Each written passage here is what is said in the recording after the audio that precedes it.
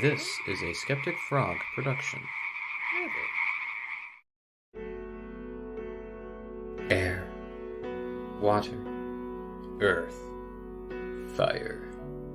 With the cards dealt, the pieces set, and the wheels beginning to turn, the White Lotus now more than ever has to face their own reflection, as both worlds watch in anticipation for what will come of the Avatar's return.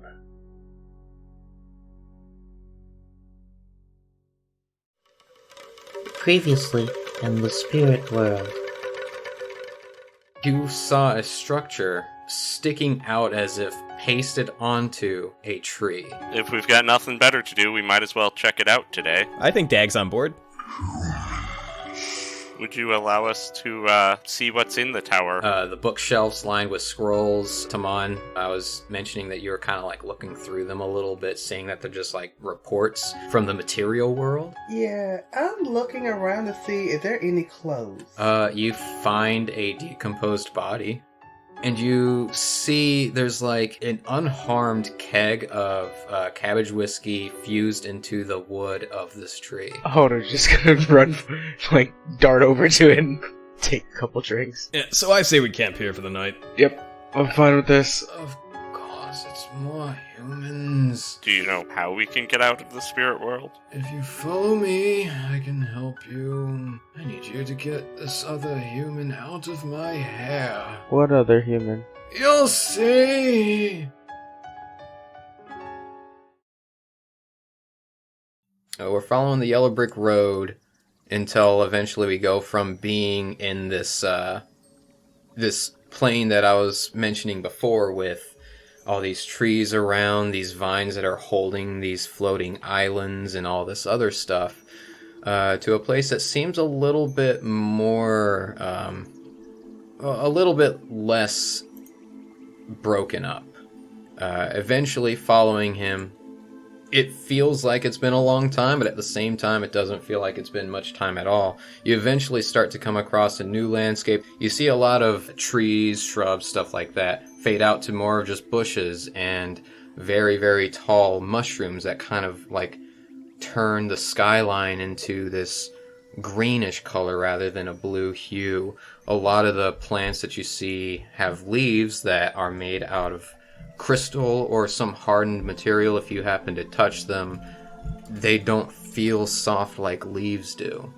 And he continues to come down this way, sees you guys kind of like just kind of eyeing this stuff around as you're traveling, trying to keep up with this guy through his tree striding, until he comes to an area that's a small clearing here. And there's just like one little sapling that's in this little clearing. You guys finally get there, and he turns around and just goes, I see you have been able to keep up. That's good, I guess. And he'll turn around, and as he opens his mouth, rather than hearing words, you hear what sounds like trees and wind blowing through their leaves. It sounds like it's coming all around you, but at the same time, you can tell its source is Iketsuu. Until finally, the little sapling that you guys are surrounding doesn't really grow a face so much as like little sockets come up that almost look like eyes, and they turn around and just look at him. And then you hear the sound again. Then he responds with even more of the sound. And I will need everybody to make me dexterity checks real quick.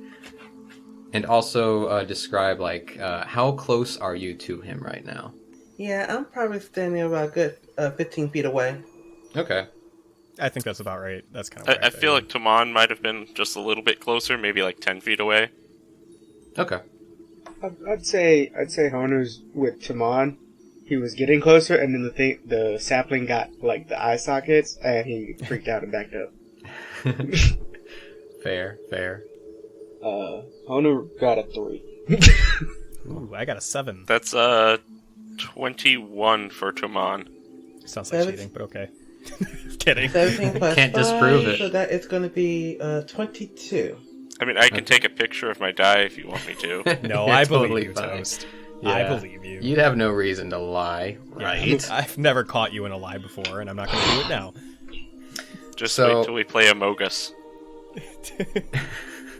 So, those that got less than a 10, you guys start to feel the ground shake from under you, and you're like, kind of stunned at this. And as you feel this shaking, the sapling just in almost seconds expands to this enormous tree. As the rumbling you realize would be not just the sapling expanding so quickly, but its roots expanding under you guys. So anyone that got under a 10 fell prone, and the rest of you guys backed up and were able to see this. And as the sapling expands into this enormous tree, it starts to elongate a part of its trunk, I suppose, into what looks like a mouth, an entrance into the tree. And Iketsuu turns around and says, "Oh, watch out, it was going to grow." And he just looks at the two of you that fell prone. "Be careful." Dag will kip up, and he'll just be like, "Yep, thanks for the warning. Appreciate that. Very kind of you." You can't say I didn't warn you. But The you did it. warning might have been more helpful before the tree grew. I'm sorry, I forgot that you can't speak, tree. I thought you were paying attention to what I was saying. Anyway... And he just walks into the tree, and as he's walking, you see the interior of the tree starts forming steps out of the inside of the bark as he's walking down, as if it's forming as he's walking. Looks like we're following. As I begin to follow him. You just hear him echo through, "Come now." Alright, I'll go first. Tamon will also follow. Honu will And get as- up off the ground and follow. And as you do, I'll describe this in Ruby's vision. As you come down the steps, you start to hear less of the spirit sounds outside. You stop hearing what sounded like wind chimes when those crystallized leaves kind of brushed into each other. Stop hearing the sounds of spirits making noises in the far distance. That all seems to fade away as you come into a sound that almost seems like running water? Question mark? The deeper down you get into this tree, the more you realize you're entering another section of the spirit world entirely. Where you finally make your final step, everything opens up, and you see that it's this large... You know you're underground, so you want to say chasm, but you don't get that feeling because when you look up, you see sky still. And you look around you and you still see some plant life, but it all seems like the same familiar type of plant, such as the tree that you are literally inside of right now. You see streams that are kind of running to your left and to your right, kind of forking a little bit, that seem to run off of where you are standing, as though it itself is also a floating island, and the water just runs off like it's small waterfalls. Above you, you can see the sky, and it seems like it's a very light drizzle at a constant and steady pace while you're in here. The sky inside is like almost an orangey sunset vibe to it. But you don't see a sun or anything like that, so there's no real indication of where this light source is coming from. And you do see, beyond just the landscape around you, you can tell this is Iketsuu's home. Because you look around and you see furnishings that are made out of the bark of the tree that he lives in. You see like a desk, a bed, a little bookshelf just lined with various things. If you wanted to take some time to look into it a little bit more, you can.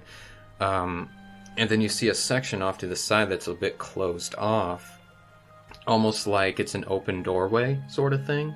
That if you walked closer to it, you could kind of peer inside, but think of the equivalent of an open room that's over there, and that's where he walks over to, and as he is, you hear him speaking, but not to you. He says, I hope you're up. I've brought some visitors that might take you out of my hands.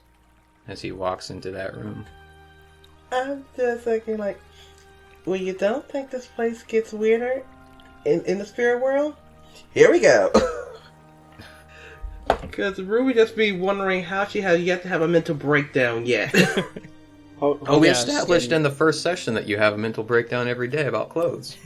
That's true. If she see a clothes shop, she's just gonna run to it, no question asked. Yeah, roll me a perception check. 10. You see something that looks like it might be a dresser, maybe? But then you think, like, I mean, that doesn't really make sense. Iketsuu, unfortunately, doesn't wear anything. We see his perversion. Gross. His half perversion, thank you. Yeah, it's in the bad half. I don't trust it at all. Like, he half bears all. Would Chamon's knowledge of religion help at all with understanding this spirit area? Yeah, give me a religion check. That's a... Oh, not a dirty 20, that's a 19. Okay. Alright, that's still really good. You look around and it kind of gives you the idea that this is like a personal pocket in the spirit world. You're kind of thinking back on what exactly just happened. He was speaking to a sapling. The sapling grew, basically allowing entry into where you are right now. The simplest way I can describe the vibe that you get in this area is, what's it called? Tiamon's Tiny Hut or something like that from 5e. Lineaments. Yeah, it's basically like a space, a bigger space within a smaller space. This is his Lineaments Tiny Hut. Pretty much, it can fit up to 8 medium creatures, like 8 to 9 medium creatures. Normally there's no furnishings in it, but in his case, he made furnishings in it. It's like a cross between that and Mordecai's Magnificent Mansion. Yeah, it's basically like his TARDIS if it was stationary inside of a tree. So you are still in the spirit world, but this is kind of like his area of the spirit world. If that answered your question. Okay. Hono's gonna go check out the shelves, because this is just blowing his mind and he needs something to focus on. Roll me an investigation. I'm gonna try to sit down. Yeah, you go to sit down by one of the by the table, and it just looks like instead of chairs like what we would have, they're little stumps. And as you're like about to sit down, it raises so that you can sit more comfortably. It's a 12 for investigation. Okay, you see some, you see various objects that you already know because you've been, like you, Honu, you've been here for, 11 months now? So you've seen some things. You see that it's like various plants, different kinds of mushrooms, a lot of leaves that are like stacked in books. Like the books are the leaf holders, sorta, and you kind of like look through the books and you see like, oh, this is a tree from, or this is a leaf from this part of the place. Don't eat, doesn't taste really good. You flip a couple more pages and you see like a golden maple and it says, from a long distant land known as Canada, eat, tastes like syrup, ? And you just kind of keep flipping through it. So Can Canada Honer, canonically after exists reading in the spirit world? After reading the words "eat," can Honer try to take it to eat? You want to eat the leaf? Yes. All right. It tastes like pancakes and syrup. Weirdly enough. I'm gonna save some for later. Okay, you pocket a half munched on leaf. But there's also some other things that you find on this bookshelf. You see some what looks like glass bottles that hold things inside it. Most of them are like, think weird mad scientist-y kind of stuff where there's liquid and inside it is just things that are in stasis. Mm-hmm. That you can also see are from the spirit world. There's a skull of like a gorilla for no reason at all. And yeah, that's kind of what you're getting here. Just a bunch of just things that he's collected from around the spirit world. And Canada, apparently. Okay, hold up. Okay. Does anything look like it might be valuable? Like treasure? Like jewelry or something? Anything like that? Oh, do you want to roll an investigation? Yeah, if we're just kind of like walking in and stomping all over this guy's stuff, then why Sure. not? Eating his leaves. Yeah. Okay. Nat 20. For a 20. Yeah, you definitely do find some things.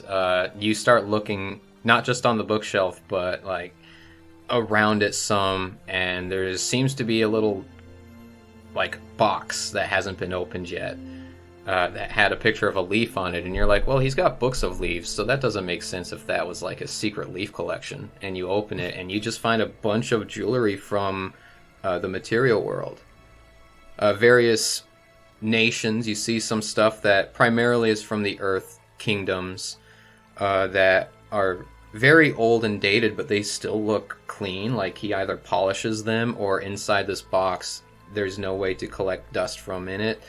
You see some old water tribe necklaces and things like that, like you know how the southern water tribe, or the northern water tribe rather, had those necklaces that get carved out for those that are being wed and stuff like that. You see a couple of those in here. You actually see some like bracelets from the Fire Nation with a little fire emblem on it, and various things like that. Everything collectively could probably sell for a pretty penny, and judging how this is the spirit world, you have no idea how old this stuff is. It could probably sell for even more than you think. That's awesome. I think he's definitely going to try to take some.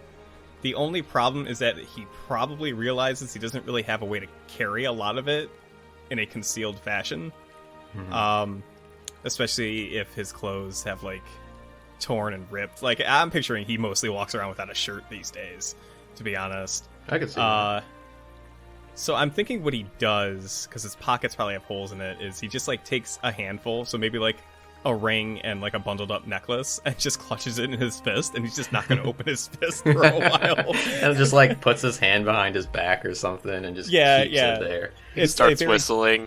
Yeah, it's a very casual sort of stuff, like, oh, this is interesting, and as he's closing the box, he just runs his hand over it and grabs a couple items, and then just keep his fist clenched. Sure. You swipe that stuff up and just kind of keep on moving like nothing happened. Yeah, okay. And Ruby, when you're sitting at the table, you didn't ask for it at all, but as you're sitting here, like a bowl just kind of forms out of the table. A little sapling comes up, grows a leaf, the sapling dies, and the leaf just like lays in the bowl. Oh, okay. I'm just gonna try the leaf. You're gonna try the leaf? Mm-hmm. Alright, you eat the leaf and it tastes like Budweiser for some reason. Oh, I'm like, alcohol! Not Molson Are you Ice? saying Weird. that out loud? No, I'm just enjoying this. You know what'll happen? Mm-hmm. And yeah, as you guys are kind of just looking around and stuff like that, he eventually comes out of the other room and he goes, "You didn't touch anything, did you?" I just kind of had this leaf in my hand, like this. That was supposed to be my third breakfast. Alright, I guess I'll just make another one later. And, I'm kind of looking like this, like third breakfast. of I'm just eating one. course. I'm just eating one. You humans have such strange food schedules. Anyway, I have a proposal for you. Should you Oh. wish to hear it? We are listening. We're not going anywhere. Good. And as you say that, like, the opening that you guys came from closes, and you, like, feel a rumbling around you, and he goes, "Oh, don't mind that. That's just the door closing." but I have something in my possession that I want gone. And I would like you to do that for me, and in return, I can point you in the direction you need to go to get out of here. What exactly do you want to be done? Oh, what I need done is for this one to get out of here. And he just, like, points behind him and steps to the side, and as he does, a human steps out of the doorway.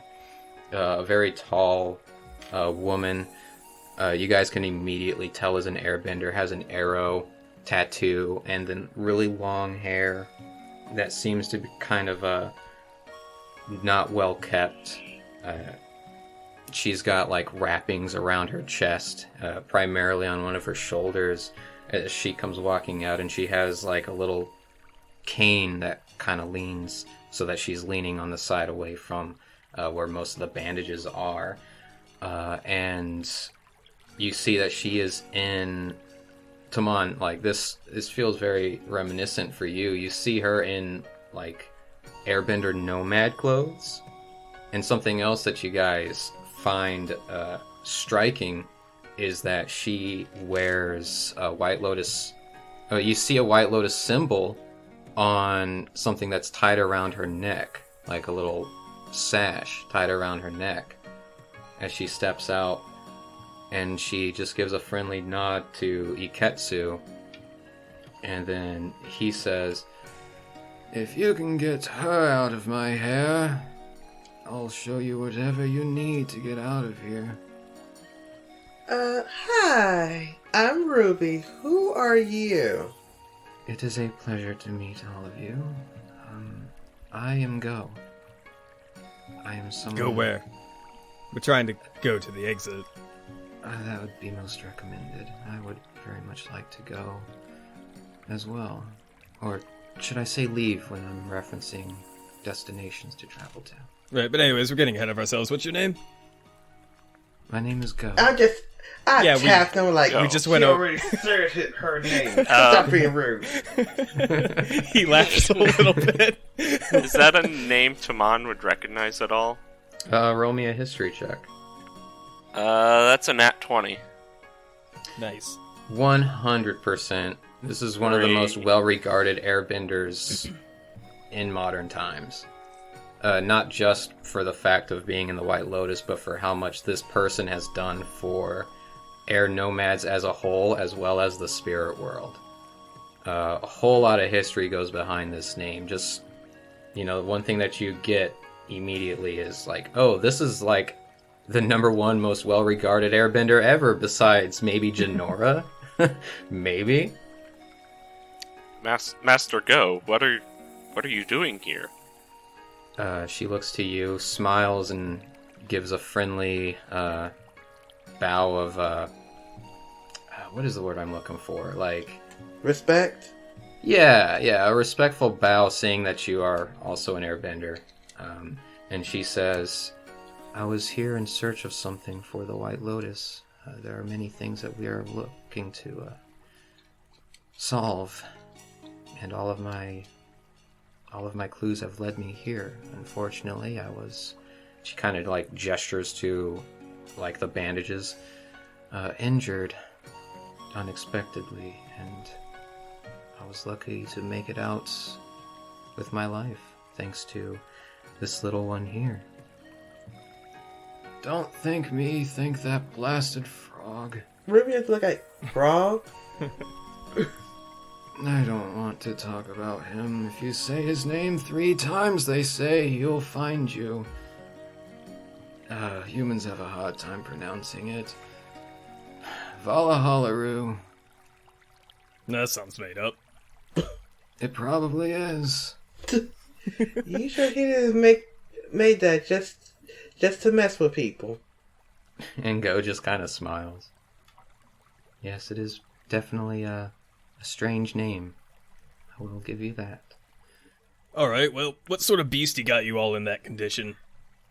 And he looks over at Honu and is like, "You think it's the same one that messed you up those 3 times? Or were they 4? Did you fall for that 4 times? Nah, it ain't that. It probably ain't that. You don't think so? No? Nah. That super embarrassing encounter that happened to you about 3 or 4 times? You know, I don't even recall the last couple ones. So, did it really happen? You can't Well, you were disprove knocked it. out, so of course. Go just smiles and says, well, you can't disprove it didn't happen.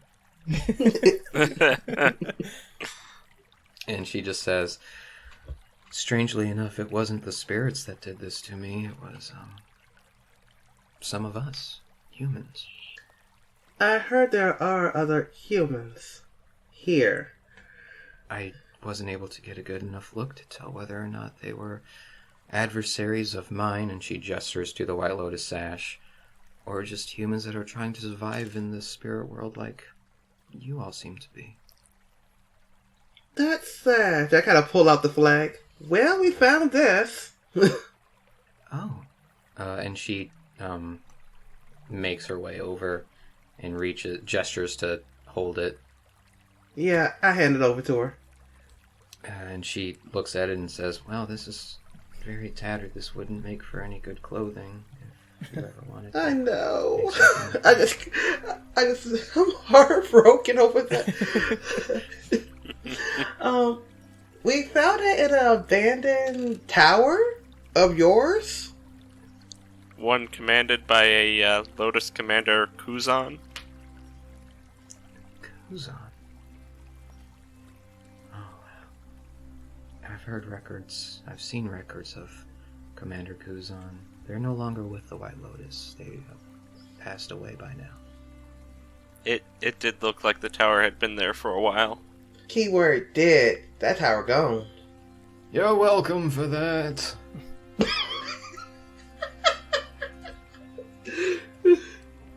That took me by surprise. So are you going to take her or not? I don't see why not. More the merrier. Sounds like a plan to me. Sooner we get out of here, the better. I got no issue with that.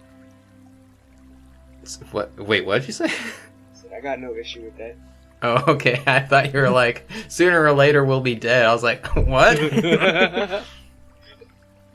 Anyway, Iketsuu just goes, wonderful, and walks over to the edge of, you know how I was saying this is like a floating island with water kind of running off the sides? He just kind of walks over to the edge and like puts his hand on the ground, and a vine just kind of breaks out from under the rock and forms like a bridge that leads out into a deep, deep fog that's beyond where you guys can walk around. And he turns around and says, follow that vine and you'll get out of here. Okay. Is it that easy? It's Yeah, never that easy. Yeah, go at the same time says, it's never that easy. Not in the spirit world. Before we go, what exactly was the promise that he made to you guys? Him leading us pretty much out of here. Because we want to get out of here. One thing I'll let you know is you always want to be careful with the way spirits word things. His definition of getting you out may just be him getting you out of his pocket plane. Do you see what I mean? Gotcha. And Iketsuu just goes, ugh. Fine. And he makes another bridge. But this one is like more of a stairway than a bridge leading upwards. And he says, if you follow that one, it'll get you out of here and will put you in the place of finding a spirit that can teleport you to portals. Or maybe even get you out of here altogether. The less humans there are in my home, the better. I just want to grab him real quick and just give him a hug, like, thank you, thank you, thank you, thank you. Ow, please don't. I am literally dealing with a bullet wound. Thank you, don't do No, that. not go. Our koala guy. Oh, okay, okay. He says, get off me, and he casts bark skin on himself and turns into a tree. And you hear his voice echoing, now's time for you to leave so I can have my Canadian leaves. Hona's gonna start heading out. Yeah. Yeah, Dag's gonna follow, but as he's like stepping out, he's gonna turn around and he's just gonna say out loud, "Well, I hope this pans out, because if we don't get out of here, mark my words, we're gonna come back."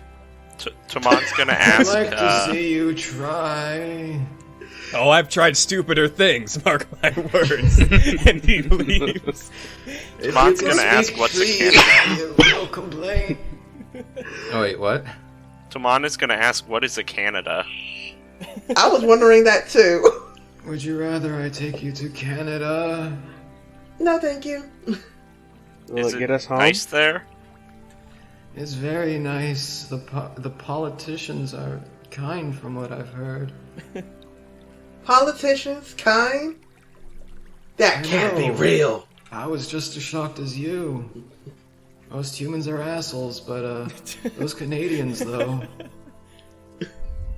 They say A a lot. I don't understand what their fascination with the first letter of the alphabet is, but... A?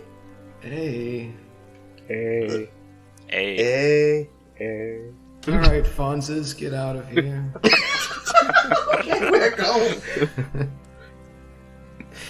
And one thing that you guys see very evidently now is Go can't walk fast or as quickly as she normally can. As you see, you can already tell having her in the party is going to slow you guys down a fair bit. Me. I'm raising my hand.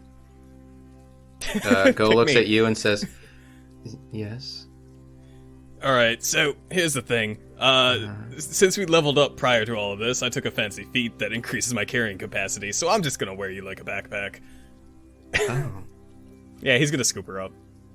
And he's actually probably not gonna, like, on his back, but he'll just, like, hold her in his arms as he's moving. Okay. Oh, this is some really nice jewelry in this one hand. Yeah, don't touch that. He immediately closes that hand. I'm gonna get close to her and burn a chi point and using Blazing Heart to over that bullet wound, trying to heal her a little more. Awesome. Yeah, you see immediate calmness in her face, and she says, "Oh, you are following the path of the dragon, I see." Yep. Let's just say it has come in handy quite a few times. Most definitely. I know many that follow the path of the dragon. I may not be able to teach you anything, but maybe I can tell you some stories and give you some ideas on how better to improve your talents. Later, though, obviously. Yeah, let's get out of here. As I kind of lean toward the tree before he loses patience. Come on, let's get out of here. Yeah. And as you guys walk up, it's almost like you're walking into the clouds. Or you're walking up more and more until you can't see anything. It's a thick fog. You can barely see your noses. But you keep on walking up until finally, as you are able to start seeing light again and you are breaking out of the fog, you find yourself... I'm using Produce Flame to be a light. Sure. This is very thick fog, so you don't really get a lot of light from it, because it just kind of bounces off the fog.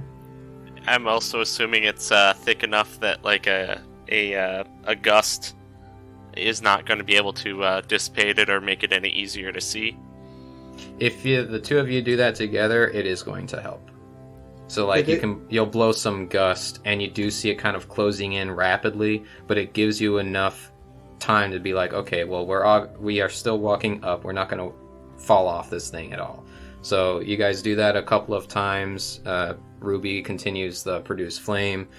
Toman continually does Gust to blow the path more clearly, so you can see it as you guys walk up, until finally you walk up to the point where you are above all of the fog again. It still rises a little bit more, and then you look down and you realize like you're a good 10 feet off of the actual ground. You look behind you and you see it's just ground where you swear you walked up from. So the fog was actually ground, but on one side it just looked like clouds, and on the other side it is solid earth. Huh. The spirit world gets weirder by the day.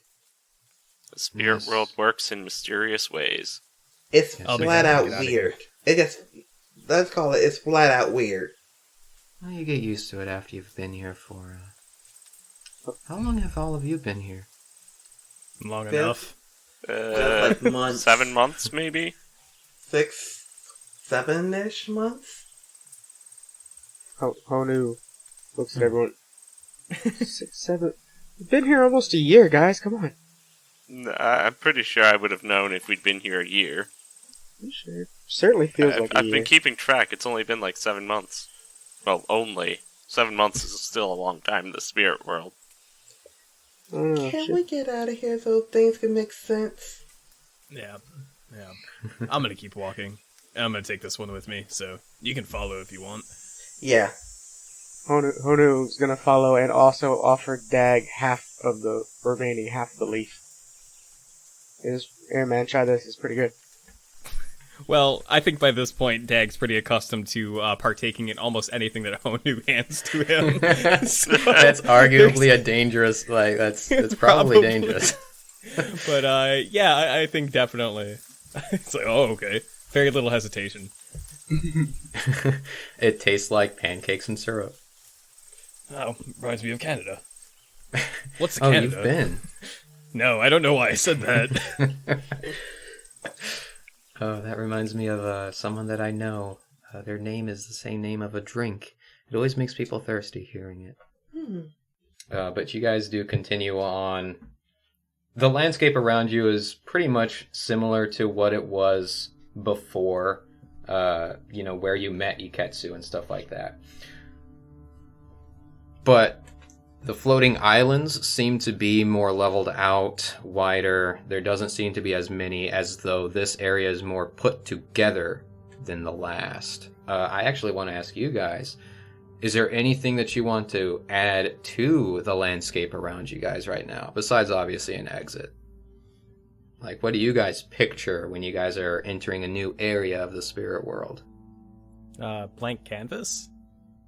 So far? For us to throw stuff into?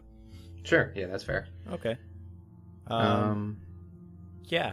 What I would like to see if I'm throwing in a splash of whatever to the scenery is I like the idea of a little bit more like actual architecture, but decrepit and maybe like fake architecture. So they look like buildings, like rundown buildings, but maybe it's just part of the landscape, and then maybe it's just us associating what they look like to being reminiscent of buildings and man-made structures when they're really, really not. If that makes sense. Sure. I'll put this in here, and we can, this. Thank you, Sean, by the way, for doing your AI art, because that's where I've been getting the things that, I'm using to that's describe right. the landscape around. Yeah. All those enormous crystalline structures in this look more like buildings, if that is the case. But Yes. when you walk up to it, you can tell, okay, well, this isn't really a building, this is just rock. Oh, this isn't a building, this is like just a chunk of a tree. It's like the closer you get, it goes from... It's like an illusion. What's it called when you're out in the desert? A mirage. Mirage. A mirage. Yeah, it's a lot like a mirage. The closer you get, the more you realize what it is, and the further away you are, it looks like something it's not. Including even in the far distance, it looks like there's a castle standing tall on the pillar of an enormous chasm, like a little island floating in the chasm, pretty much. Down any areas that are, spaces between where the landscape is just complete total fog under. The sky above you guys is like a mystic blue, with some clouds that are kind of like swirling, some going clockwise, others going counterclockwise. Like Toman, it looks very reminiscent of when you do airbending, how the air kind of spirals. It looks Swirls very around. Yeah, it looks very much like that when you're looking up. And as you guys come walking through... Oh, well, anybody else have anything they want to add to the area? I want to just add that on the giant crystals that look like buildings, there's what looks like there's lights on the buildings, but it's actually just like patches of bioluminescent algae. Awesome, yeah. That when you like get up close to like a patch of it, you can see that. Oh, that's just some lichen or algae just growing on the side. Yep. And if I can build off of that, when you get close and if you ever like reach your hand out to it, you see the pieces of algae that stick up a little bit more start to look like magnetized closer to your hand, like it's trying to reach out to touch you. As to what happens if it does, I don't know if any of you touch it, but every time you get close to it, it seems like it's trying to touch you as you're walking by. Nope. Taman is going to ask Karamaki if it's safe to touch. I wouldn't touch anything that you don't know anything about out here. That does seem like a wise idea then. See, too bad Honu doesn't have a little buddy to tell him these things. He's reaching for it. Yeah, I mean, Honu's fine with touching it. I don't care about him. Well, damn. So you are touching it, Honu? Yeah. Make me a strength saving throw. Why does everything hate me today? 7. Yeah, 7? Yeah. You might. You see... Your dice blessed by Will Wheaton? I don't know, but that's along with the one that I got a nat 1 that gave me that 3 earlier. That's 2 dice that are about to be chucked in the garbage. So when Don't you throw go... them out, send them to me. Please, I'll give them to Seth. It'll be great.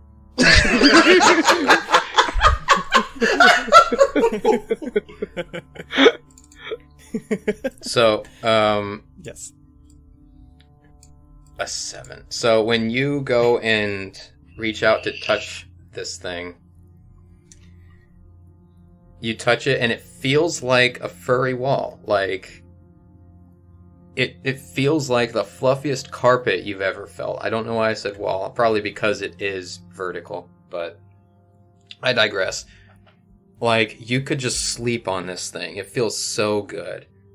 And as, like, I could see you, like, turn around and be like, hey, guys, this really isn't that... Like, you can't even get a sentence out before the rest of you guys look, and it, like, expands, like, what he's touching is a mouth to the, like, beyond the size of Honu, and then just, like, eats him. Spit him out! And I'm just grabbing this thing and beginning to set this thing on fire. And Honu, you are in, like, you go from being outside touching a furry wall to the equivalent of being under a carpet that you can't get out from. Not again! And you take 13 poison damage as well. Oh. So Ruby, you said that you're trying to burn this thing? Yep. Okay. What are you using? What are you doing? What are you doing here? Fire claws. Fire claws. Yo, okay. So I'm going to claw this thing up. Yep. Do I need to do anything? And the target does need to make a dexterity saving throw or take an additional 1d4 fire damage. Sure. Go ahead. Roll roll to see if you hit, and then if you do, roll for damage. Does a 15 hit? Definitely. All right. So, And as you hit it, you hear, you swear you hear the ma say, spit him out! As it takes 2 points of my strength, 4 points of fire damage, and make me a dexterity saving throw. I mean, it's a wall. It has very, very not great. Yeah, I rolled a 3. And it takes another 3 points of fire damage. All right, so 9 total. Mm-hmm. All right, you try to light this thing up. Well, you have extra attack, so you can you can do a second attack. Yay! Because as you hit it this first time, all you get is... And Honu, from inside, you just hear, like, fire whooshing around, and it sounds almost echoey in here. And you're starting to kind of see, like, everything in here is pitch black, and you're starting to see, like, a very faint orange glow in front of you a little bit. But while you're in here, Honu, you hear something, like, whisper in your ear and say, Don't worry, it's safe in here. Okay. Question. 23 to hit. Yeah, that hits. Alright. So that's gonna be 2 for strength, and 2 fire damage, and another dexterity saving throw, please. Yeah, that's a 5. Alright, and that's gonna be another 2 points of fire damage. Alright, so 15 total in one turn. Mm-hmm. Step Alright. him out! And it goes to start chewing on you, Honu. You feel like yourself getting kind of like crushed a little bit as you are dealt. Jesus, I rolled really well on that. Oh dear lord. 21 damage. Jeez. Alright, since Is Toman able to do since anything to we've help? made it known that Karamaki's just like, Honu why did he touch it? since we've made it known that Honu keeps sand on him and is a rather sandy person in general, would I be able to do something from inside of here? Since you are like mechanically restrained inside this thing, no. But what I will tell you is, if your teammates can do some more damage to this thing, if they do enough damage in one turn, there's a chance that it'll spit you out. So have faith. A little help over here. I get the feeling you guys are gonna roll for initiative, huh? Yeah. Yeah. Okay. And Karamaki's just like, what was the voice I gave him? Well, I mean, he went and touched the thing, and we said no. So maybe it's just fate, you know. Maybe just leave him. I just look at him with the most dirtiest look. Survival of the fittest.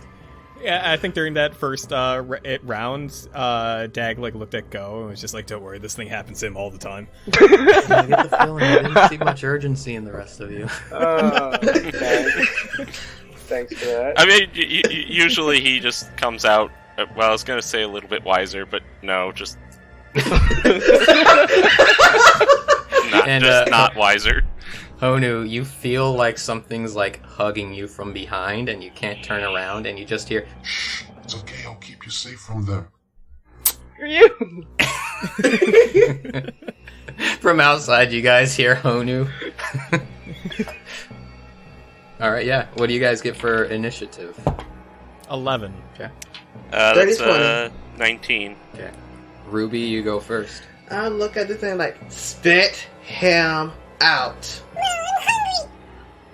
Oh, you're hungry? I'm looking at this thing like, you're hungry? Oh, I got something you can eat. As once again, start beating the hell out of this thing. You're gonna spit him out, and you're gonna spit him out right now, mister. As I begin to punch him. As I'm using flaming fists. Okay. So what happens? My claws are just, it's beginning to transform into boxing gloves, and I'm just going ham into this thing. All right. Does a 14 hit? Yes. Yay! Honu, you hear it go. Oh, your friends are hurting me. Good, let me go. You're friendly, though. Because you tighter. Oh, max damage. Oh yeah. 9 points of damage. Okay. Second hit. Does a 13 hit. Absolutely. Doing 5 points of damage. Okay. And I like, spit him out! I mean it, mister! Inside Honu, you hear. Ow, this is really hurting me. As Ruby just going, like, spit him out! Right now! Toman, it's your turn.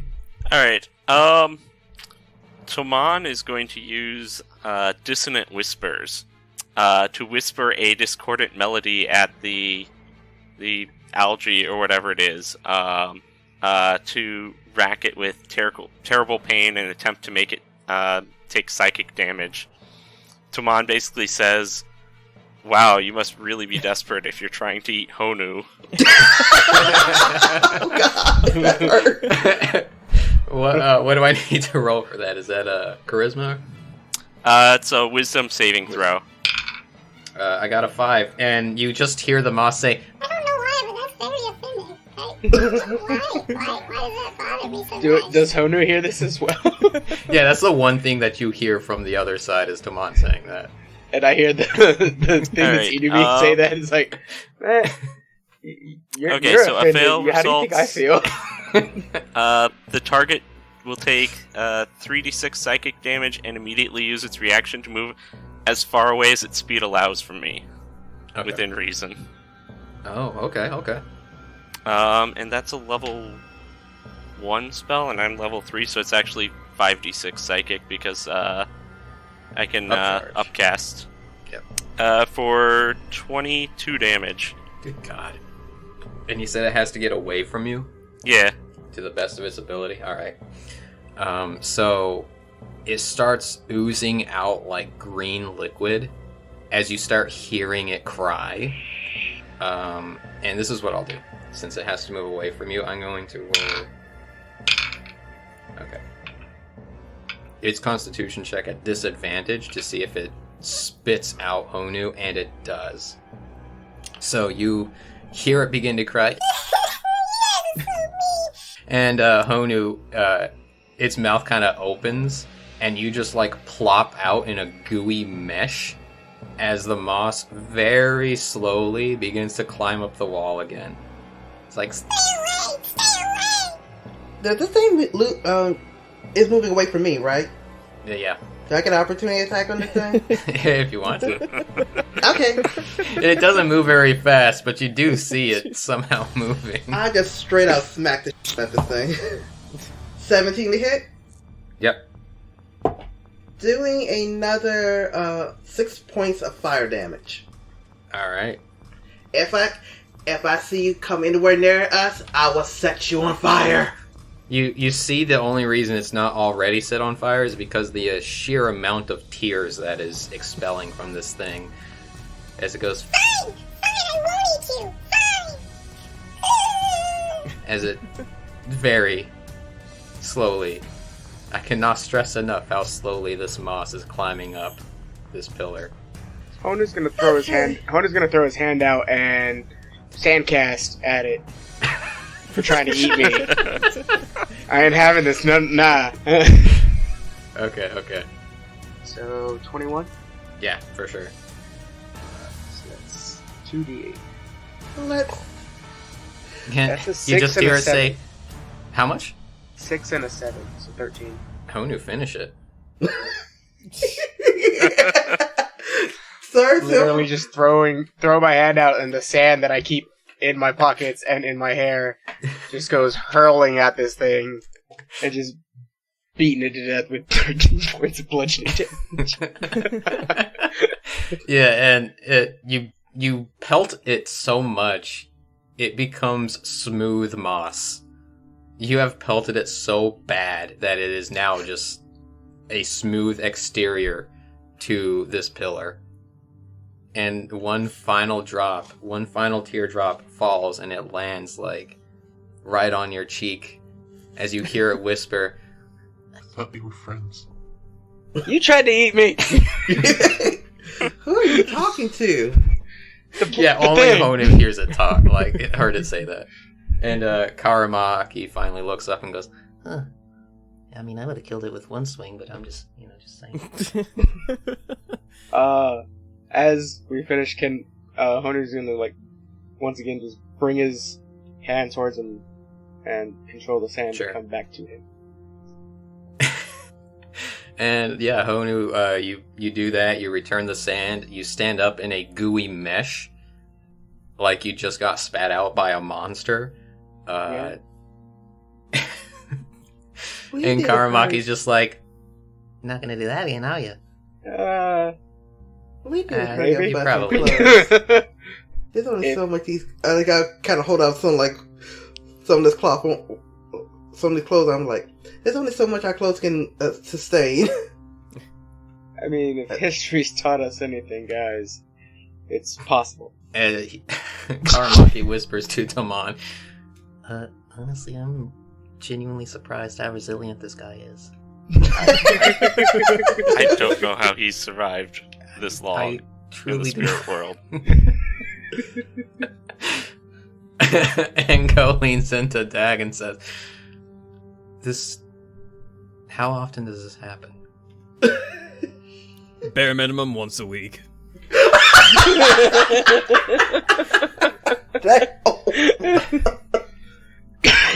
Oh. She makes her way over to you, Honu, and just kind of like uses light gusts of air to blow off all of this, like, I don't want to call it saliva, but that's basically what it is. Oh! Blows it all off of you, and just says, I recommend not touching things in the spirit world again. Just, something to consider. We've already recommended that to him. Tell the spirit world to stop looking so interesting then. I'm just gonna. Do we need to make you like a little like a leash just pull you back when they're like no. Oda's gonna look at Ruby as she says that. I was gonna offer you some of that leaf, but nah. Have you ever heard curiosity kill the cat dog? Go shivers. No, but Oda's now making a mental note of that's how you do it.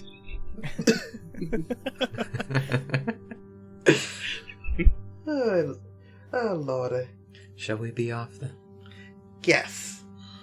Yep. Another problem solved. Well done, team. And Dag begins walking away. And as you do, Go follows as fast as she can, and then just kind of announces to the party, we're getting very close to the area that spirits that have been known to be able to travel long distances in very short spans are. The only problem is, last time I was here, there weren't many of them left to begin with. Oh dear. I had a feeling Iketsuu was not going to tell you that. Well, of course. That's correct. Of course. Honestly, just getting away from Iketsuu probably was worth it anyway. Karamaki gives a very firm nod. It's not like we have anywhere else to be. I can see you say that, and then it's just like a quick zoom out of the entire region of the spirit world where you guys are right now. That picture that was posted in chat, like, yeah, nowhere else to be. But as you guys continue walking through here, and there's no more moss, Honu, just so you know, could everyone roll me just like a perception check? I want to see who among you would see this. Finally, something good for Ruby's perception. 18 plus 1. 19. I would have laughed so hard if you were like, finally, something good. 8. No, that would be me. Say 12 for Taman. A very manly 6 for I Dag. love it. The manliest of all men only roll 6s. Mm-hmm. So only Ruby sees this. More of like hears it at first. In the near distance, like off to your right, past some more pillars and some brush, you hear a voice. A humanoid voice. It doesn't seem to be moving any closer to you, but you hear it kind of like talking. Can't tell if it's talking to someone else or talking to itself, because you don't hear any responses. But you hear some voice. It's a little too hard to make out because of the distance, but there's some silence, and then talking a little bit more, and then silence again, until you finally look up and you see a humanoid figure that was obstructed from your view has just like done a long jump over the stuff that's around, like where you weren't able to see it, over to an area that's like ahead of you guys. It doesn't seem to have spotted you at all, but it seems to have like flown over to a different area as it falls back behind some fallen, like from this distance looks like it's a hut. Presumably it's probably not. Guys, do you see? And I kind of gesture but put one hand on our group's nosy person and say like, kind of gesture. Look, see what I see. And I heard him whispering, and he was kind of high up. He hadn't spotted us yet, but there he goes. Yeah, and just as Ruby mentions that, who are you talking to specifically? Because you say nosy, and I immediately think Karamaki. No, I talk not nosy. I talk about like our group. Like to be our group Daphne, always in trouble. So, So me. What's up? Yeah, homie. that clears everything. Yeah. Who gets in? Who gets in trouble? We got to rescue. And as Ruby says that to you, she says it just in time for you to look up and see a humanoid figure kind of like fall or jump behind some of the landscape that's in front of you guys, another like 60 to 90 feet. Should we follow him? What? This human, what sort of outfit he's wearing? If he wear any sort of outfit? With how fast they were moving through the air and the distance, you couldn't really make out anything specifically. You only got like colors, splashes of like red and dark reds. Do we want to get their attention? No. I think we watch from a distance. Probably not. Okay. I think we watch from a distance to make sure they, not cray-cray. Unless, Master Go, do you know anybody who would be wearing red? Like a dark red? The only thing I can consider would be someone of the Fire Nation or adversaries of the White Lotus. Okay, I think this is where they are getting close, but not too close. Let's watch from a distance to make sure, they don't kill us. Yes, Honu, step back. Further. Almost. Okay, there. Yeah, you're safe there. Right over here? Okay. Yeah, he's like 40 feet back. Perfect. Okay, so let's go and see from a distance who this person is, like observe from a distance, and make sure they don't. Roll me a stealth check. All right. Is that going to be for everyone, or just whoever's sneaking up? Yeah, whoever's sneaking up. If I'm 40 feet away, do I have to roll a stealth check? You stay where you are. Okay, I'm staying here. Dag's gonna stay with Honu. Make sure he doesn't get eaten again. In other Thank words, you. they're going to continue to drink alcohol. And eat the remainder of the sleeve. I'm kind of assuming that whatever water skin they filled is probably empty by now. Most that's probably that likely. sucker is probably been gone. I'm pretty sure that was gone before we even left the actual tree. But yeah, what were all the stealth checks? 30-20. Are you the only one coming up? Am I the only one? Yeah, I think Taman will maybe come up a little bit closer, or at least be like listening, but not like come up all the way. Okay. Yeah, could you roll me one too? That's a 19. So Ruby. Actually, let's get to the interesting stuff. Dag and Honu, what are you guys talking about? So we don't have anything left in the wineskin, do we? No. Well, I guess we just wait until a fight breaks out. Hope that's soon. I'll just sit here and you guys don't like it when I touch things, and I don't really care for it anymore when I touch things. So I'm just gonna sit here with my hands in my pockets. Yeah, it only took 20 times to be eaten before you're finally like, yeah, maybe I shouldn't touch anything. Oh my goodness, he finally learned. Yep, you said that before. Yeah, Wait, just wait. and it's sad that only Dag was there to hear this revelation. We'll just see how long it lasts. I give it 5 minutes. So, You have so much faith in him. I'll give him 2.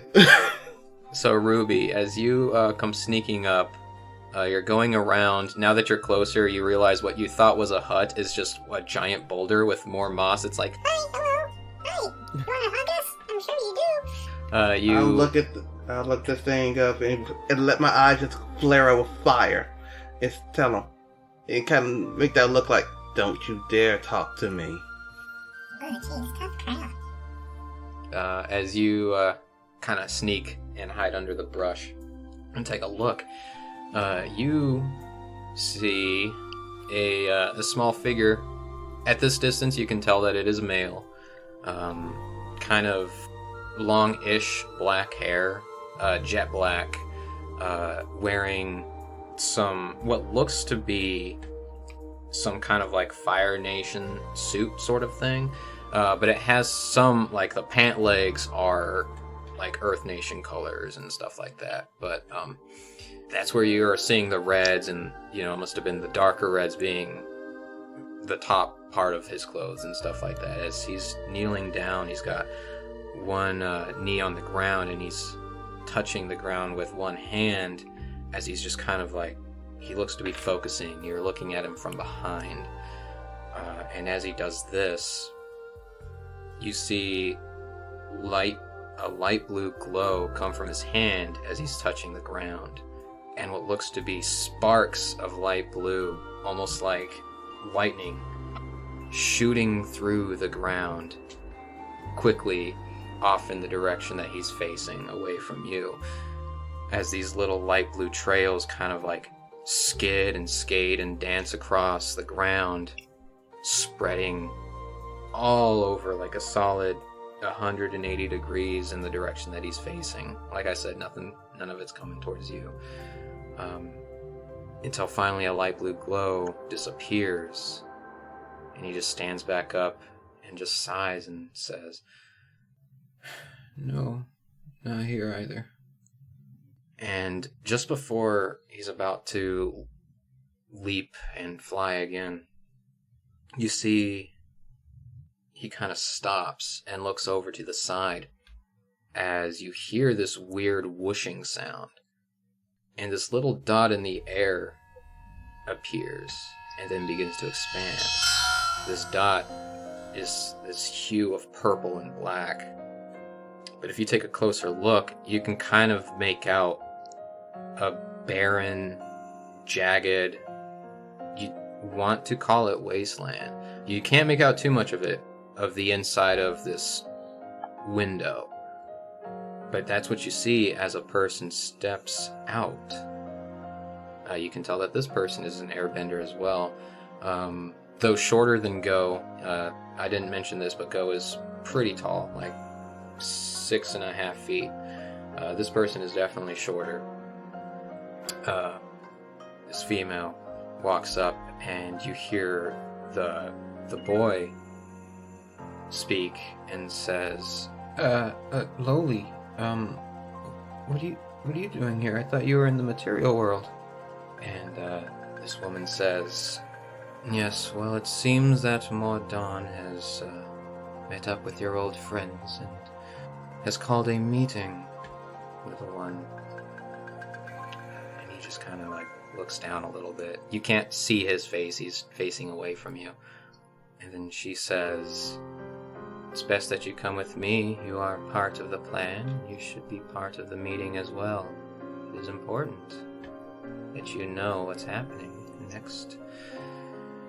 It seems that his actions are going to lead to us having to make a few quick moves to move this, as he would call, game along."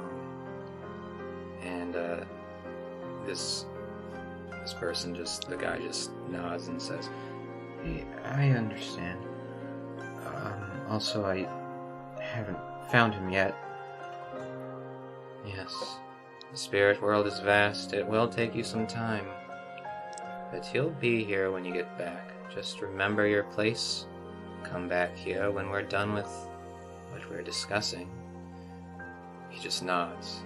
She steps to the side, gestures as he walks cautiously to this portal, basically. Steps inside, and as he does, he kind of just like fizzles out of existence, it seems. Then this woman pulls out what looks to be some kind of jar, some kind of material that's holding this tiny little blue light that's bouncing all around inside this thing.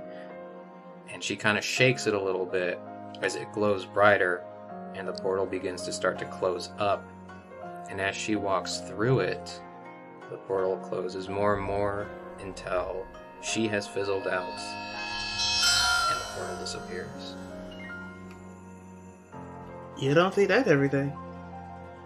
And Toman, you were close enough that you could, because you were saying you were keeping your distance, that you could hear. Yeah. So you heard the entire conversation. Huh. And Karamaki is shivering and looks up to you, Toman, and says, Don't know if you noticed, but that kid was the Avatar. The Avatar?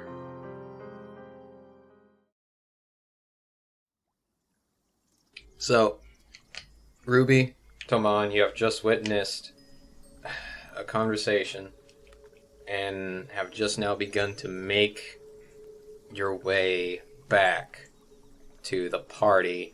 I never decided which group Go is with, so I think for the sake of ease it will be with the boys.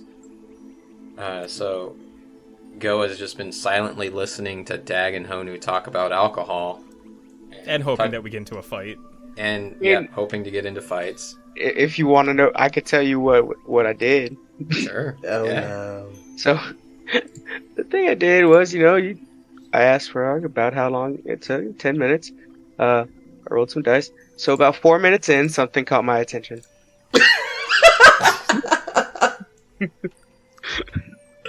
I gotta figure. From there, we'll see what happens. Yeah, do you want to describe what would have caught your attention? The movement on the ground. Okay, I can roll with that. Yeah. You see a little caterpillar walking around with a cane. Oh, lordy. It's just minding its own business. So, middle of talking alcohol with Dag, caterpillar catches Honu's attention, and he's just gonna lay flat on the ground and get really close to the caterpillar. Oh, God. Dag, you just watch him lay on the ground.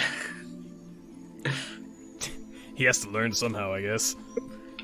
Go was like, wow, that wasn't even 5 minutes. Well, I guess I'll just watch. Yeah, we just step back.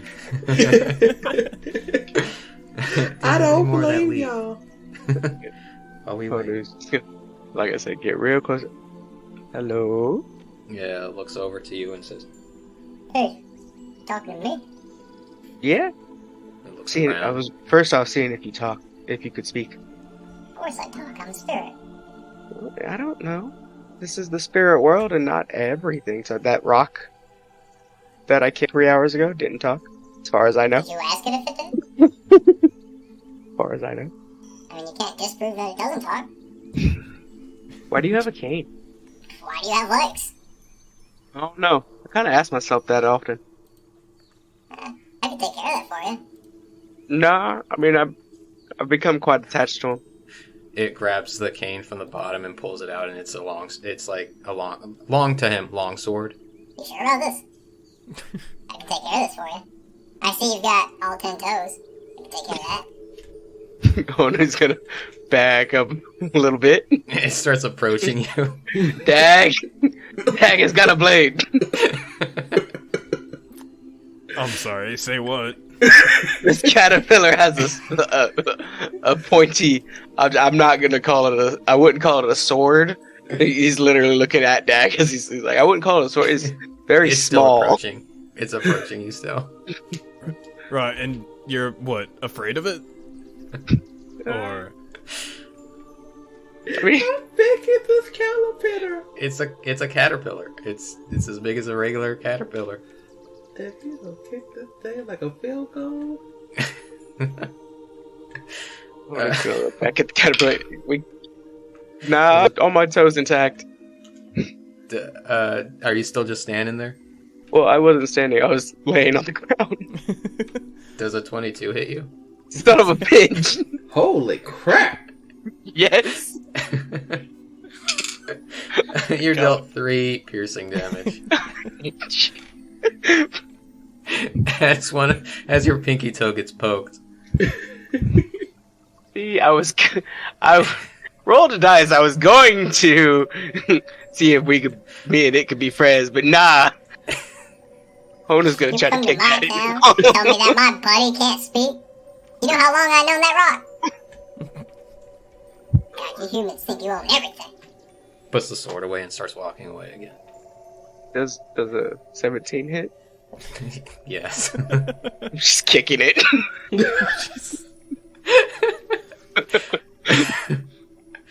As you kick it, it just goes and flies over you, Toman, as you and Ruby are walking up to the party. 4 minutes into your guys' walk, a caterpillar went flying over.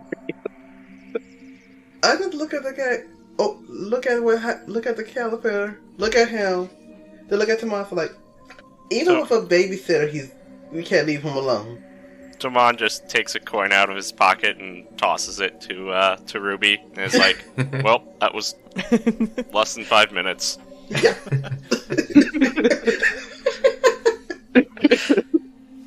Oh wow, you're bleeding a lot actually.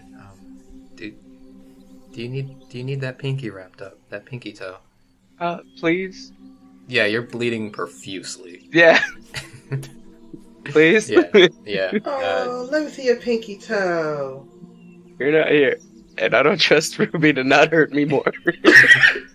Yeah, But Go takes care of you, and as she's wrapping it up, she tears off a little bit of clothing or a little bit of fabric from the White Lotus flag that you guys gave her, and as she's wrapping it up, she just looks to the two of you and says, "So, what did you find?"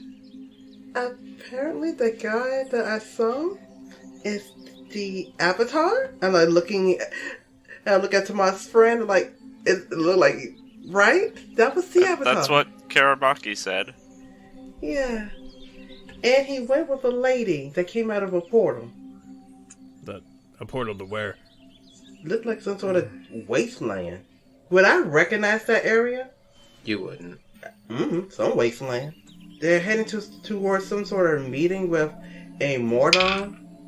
And Go perks up and says, verifying what the person looked like, a little short, slick, jet black hair.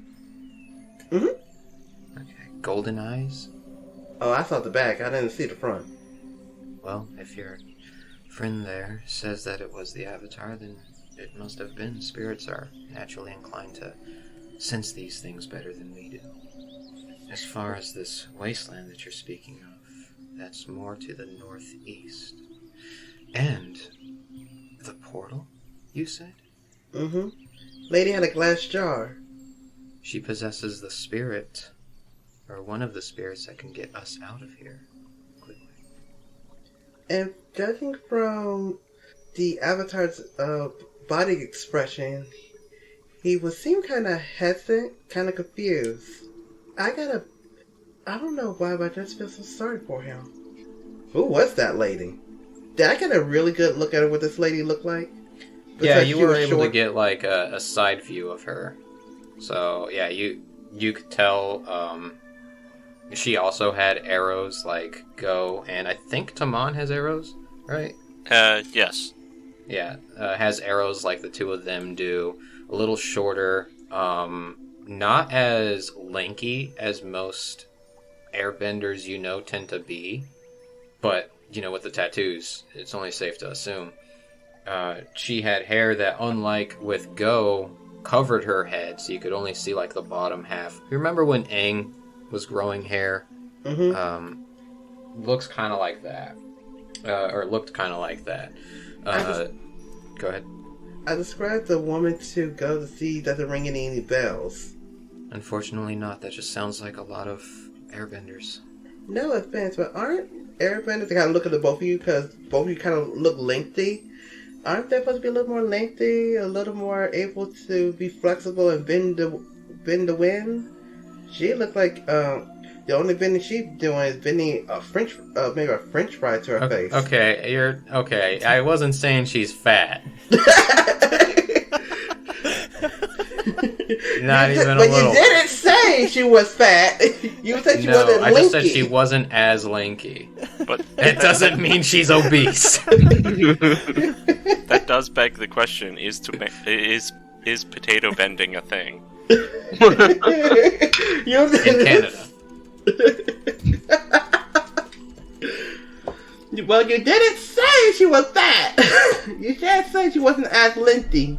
Wasn't as lanky. I didn't think that meant that she was. Yeah, what Dak said. It's binary. 90 pounds. Either they're 90 pounds or 900 pounds. There's no in between. Oh my god. Oh, Jesus. It's amazing. And I knew where you were going with that too, and I was just like, he really thinks this? No. Anyway, she just shakes her head and says, well, due to harmonic convergence, not all airbenders are as lanky as our ancestors. I'm sure, just taking a guess, given your staff, friend, you descend from what seems to be those that follow under the Enlightenment. As she looks to Taman. I used to.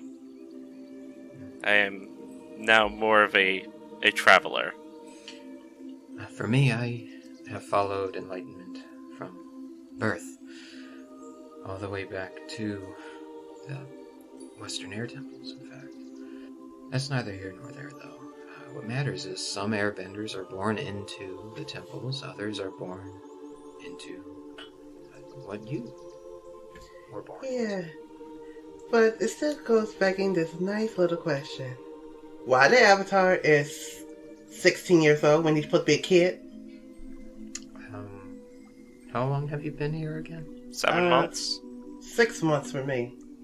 I feel like 6. Ruby, you have been here for 12 months. Oh, we feel like a year. I'm old! That's why I keep lying about the month. I don't want to feel as old as I feel. See, I wasn't sure. 6 months must be 20 years. I don't know.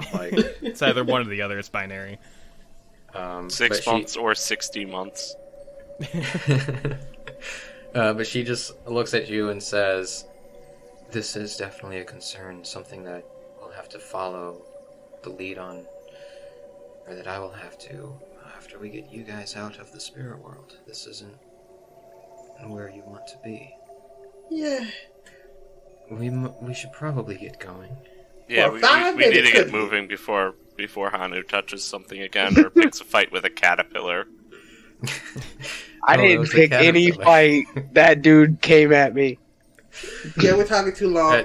Hanu's touch stuff. Yeah, Go just kind of nods and says, that's right. The caterpillar initiated it. Yep, I was there. I saw the whole thing. And gives Dag a wink. Yep. Dag will probably say, well, so seems to me like the easiest way out of here would just be to find the Avatar and use whatever jar thing they did to teleport to wherever they are. So we find them, we convince them to let us use the jar, and then we get out of here. Oh, assuming whoever he works for or works with is good, and we don't even know where that thing leads to. It sounds like it's an area that may be to the northeast, perhaps. I say we follow it, and then go punch the Avatar. Talk to the Avatar. Punch? There are many of us in our said talk. That would be fine if you punch it. All right, talk to him, yes.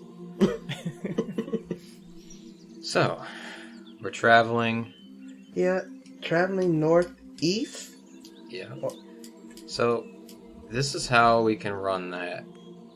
As we're traveling, I would like one of you to roll me survival, and the others roll me constitution. Survival is going to determine anything that may happen. Constitution determines your resilience and capabilities of being able to make this travel. Alright. Survival is going to be 17 plus 4, 23. Okay. So everybody else. Is this just con, or is it like a con saving throw? It is sort of a check because you're not really saving against anything. Mm-hmm. So I'll go with that. Okay, then 18. 17. 8. It's only fitting. Lower day? 14 for con. For a con check. So as you guys are traveling through this region, you're able to start climbing up the landscape a little bit around some of these structures. One of them you swear is a McDonald's. Not really sure if that's true. You don't want it to get too close. Weaving through the brush and fog of the area. Some areas get a little thick. Honu, you start getting a little exhausted after a while. It could be due to blood loss, I don't know, because you've been through a lot today. But if you guys continue without taking a rest, Honu would take level 1 exhaustion. Hey guys, do you think we have time to take a break? Is Go moving at a good speed at this point? Has she healed up any, or does she still need some assistance walking? Let me roll for her. She is absolutely fine. I rolled a nat 20. Nice. Great. Then Dag's gonna pick up Honu. Be like, well, this is your life now. Come on, buddy. He's gonna wrap his arms around that. I'm fine with this. I'm just gonna keep my hand around going. Like, if you ever need more healing, let me know. She nods. You guys pass through this region of the spirit world without incident. Go ahead and roll me another survival check. I will ask this to be from someone else, and then everybody would also roll another con check.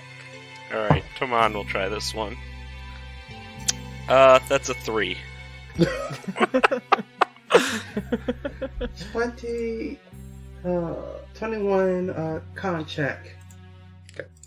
14 con. Oh, and a 7 on the con. Amazing. Ah! I just hit better than someone. 11. As it helps when you're being carried, doesn't it? Yes.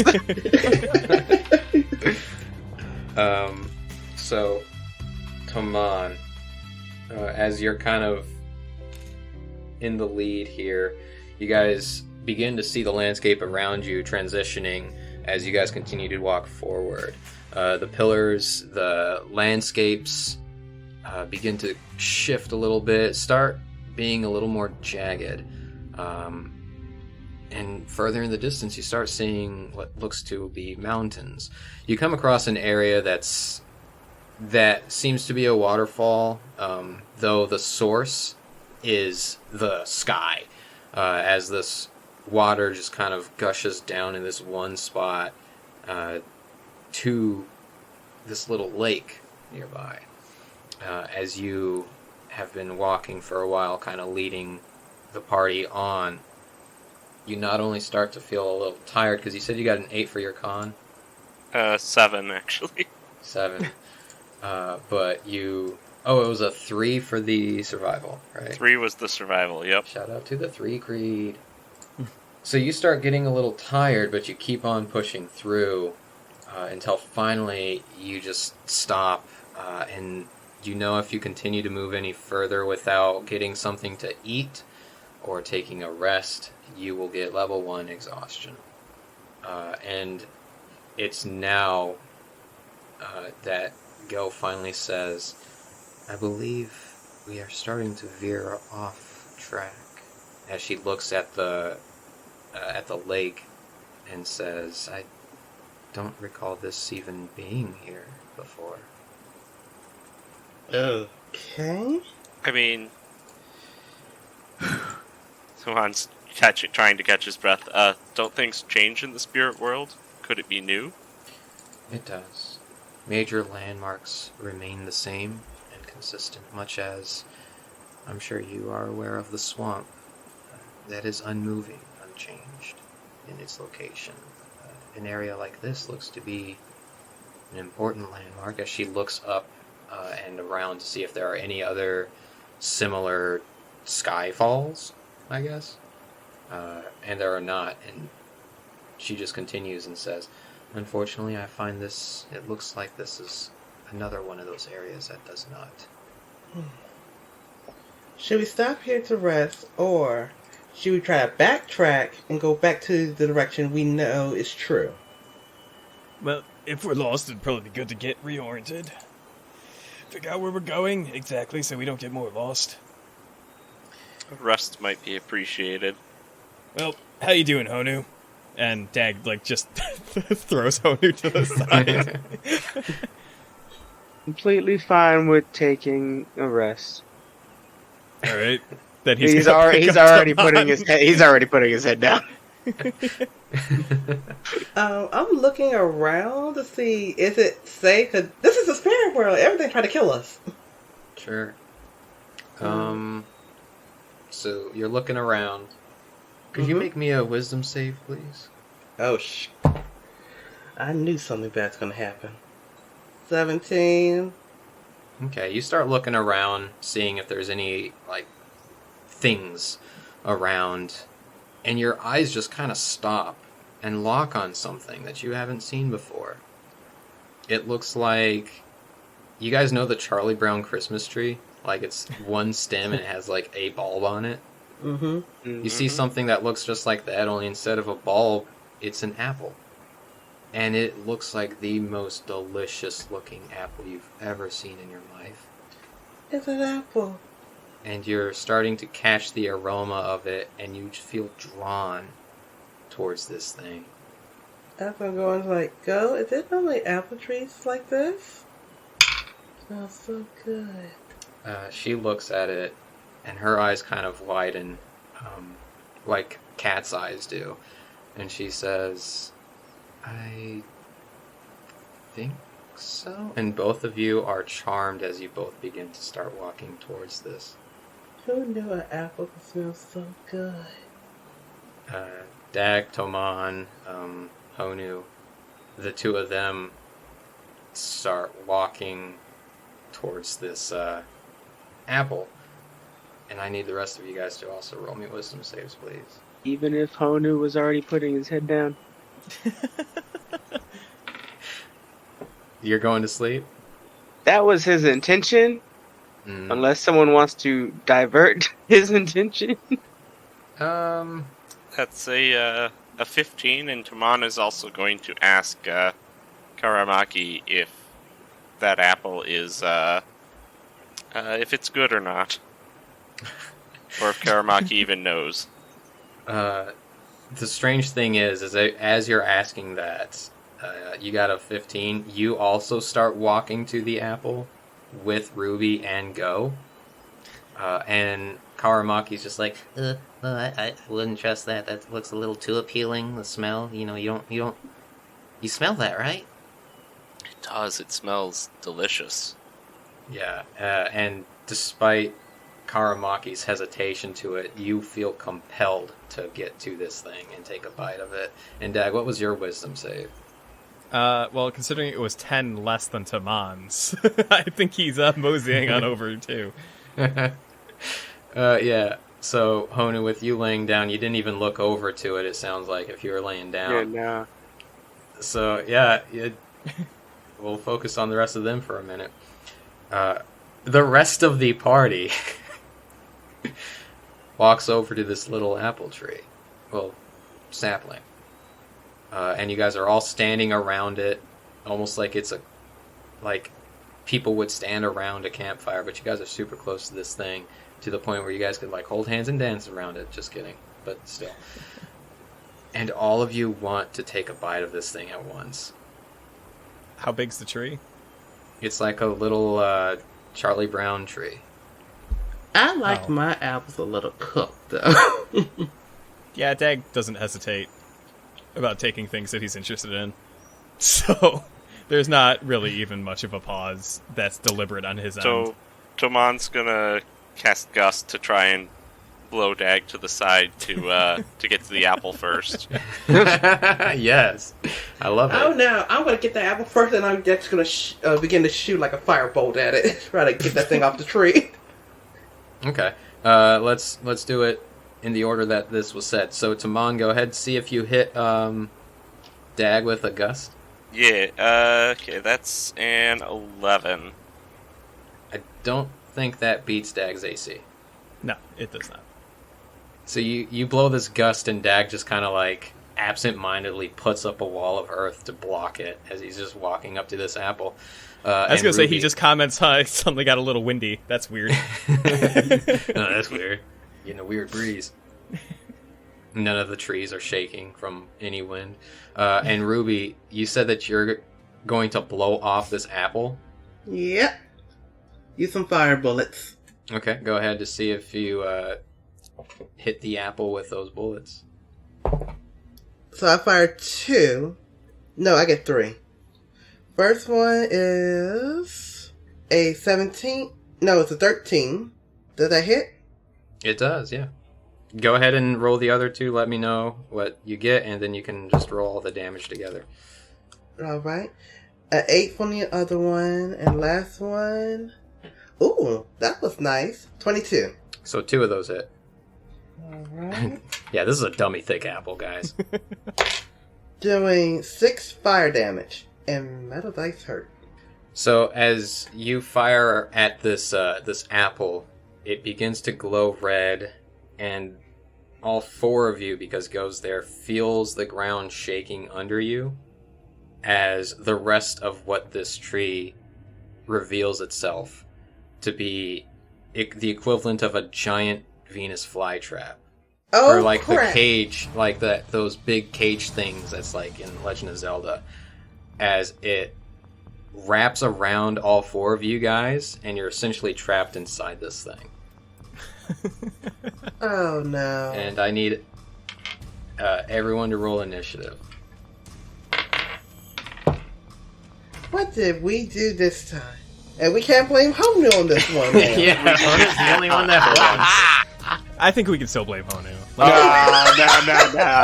No. 16 for me. Can I use my hard to grasp ability to attempt to avoid being grappled, or You was were I too charmed by entranced? it. You were by the too- apple. Yep, exactly. All right. I like the thought though. So Honu, you get to go first here. As all of your friends have kind of just walked away, and you hear after a short time... Oh, I didn't roll for go. I did roll for go. Never mind. After a short time, you hear sounds like a plant is rustling, and then you hear like a chomp, basically. You look over and you see all of your crew is inside a trap, a living trap. Honu's first gonna take a moment to look at everyone and be like, The tables have turned, finally. Honu, I get out of here, just know this. You are going to be flambé if I don't get out of here fast enough. Understood. With that, Honu's gonna slam his foot on the ground, and I'm using stamina to cast Rock Wave, pushing rocks 30 feet line to spike up, creating earthly daggers that make each creature in the area make a dex saving throw or take slashing damage. You got a 9. That does not. It takes. And you hear as you guys are inside this thing's maw, you hear it go. Like you hear the sounds of the inside of this thing moving, and you feel it under your feet. That's 17 slashing damage. Wow. All right. That'll be all I do. Yep. It's this thing's turn. It is going to fly away. It is going to uproot itself from the ground. It's got 4 delicious meals inside of it. So as Honu, you're standing there watching this thing, and then the 4 of you are inside. You guys feel it beginning to motion as it literally uproots itself out of the ground. And as it does so, it flips upside down to where its roots are basically like tails. Sonic the Hedgehog tails. It begins to spin like a helicopter as you guys plop down to the bottom of this thing as it is hanging upside down in the air and begins to try to fly away. It doesn't move fast, but it begins to fly away as it has you guys inside of its maw. And go ahead, each one of you inside, give me a DC... Actually, this one doesn't have a save, so I'll say either strength or dexterity. Alright, go with Dex. 18. 15. Nice! 24. Okay. Those that got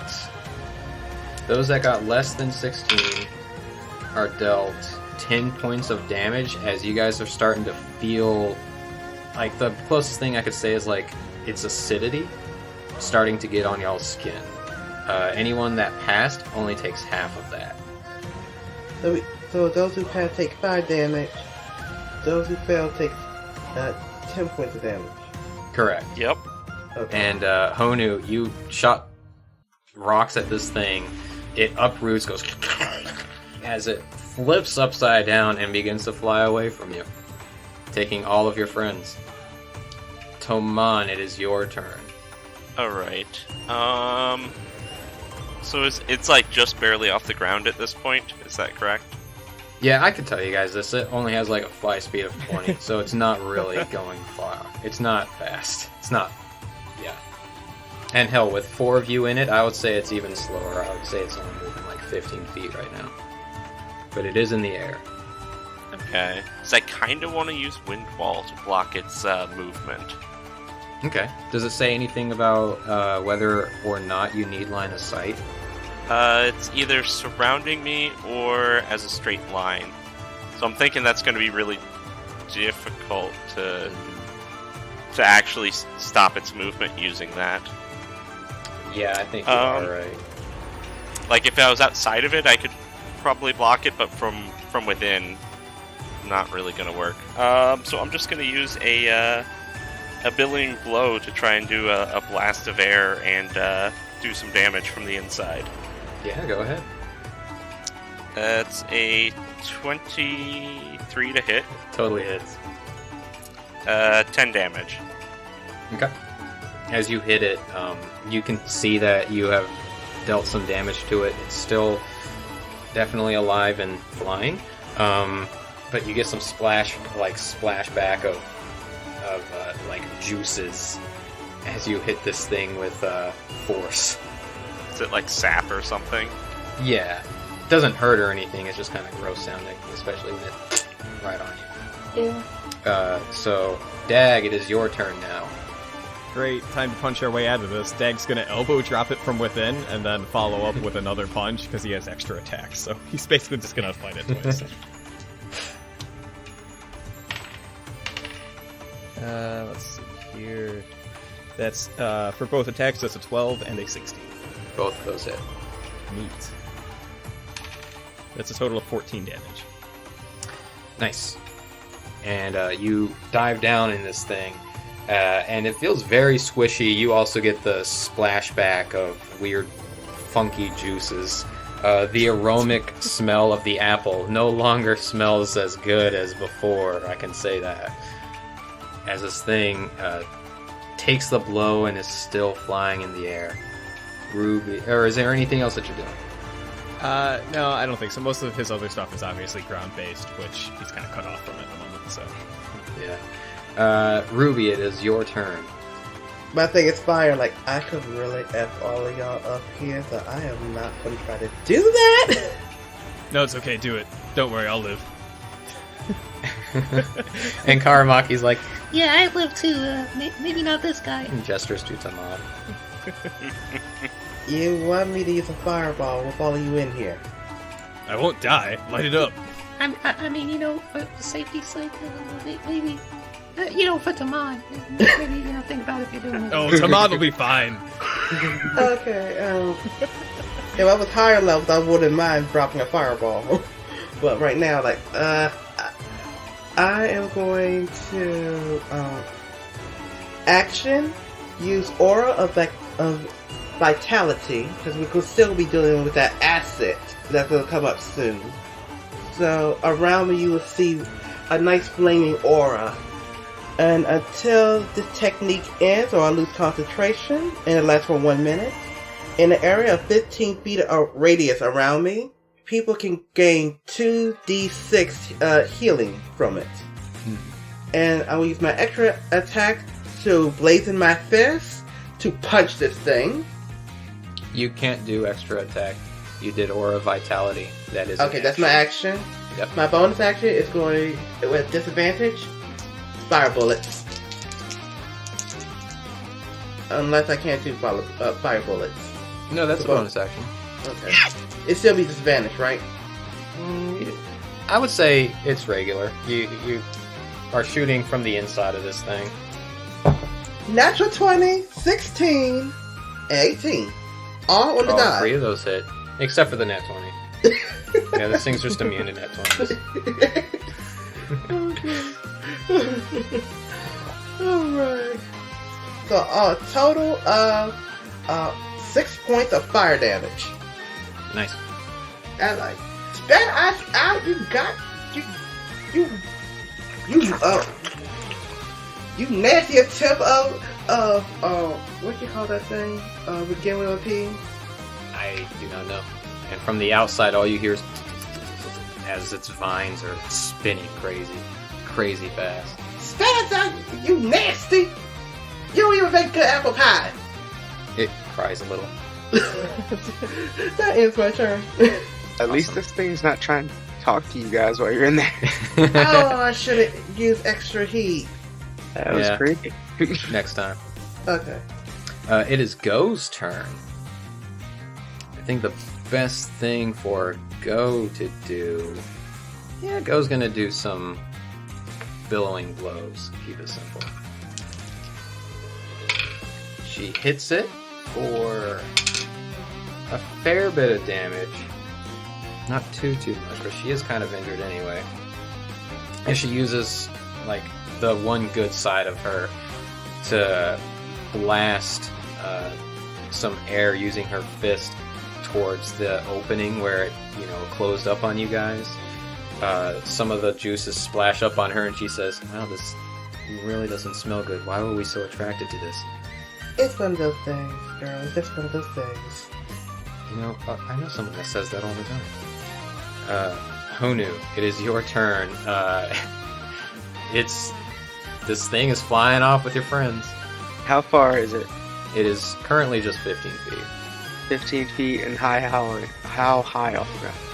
I'd say it's equivalent. Okay. So I'm gonna run directly under it.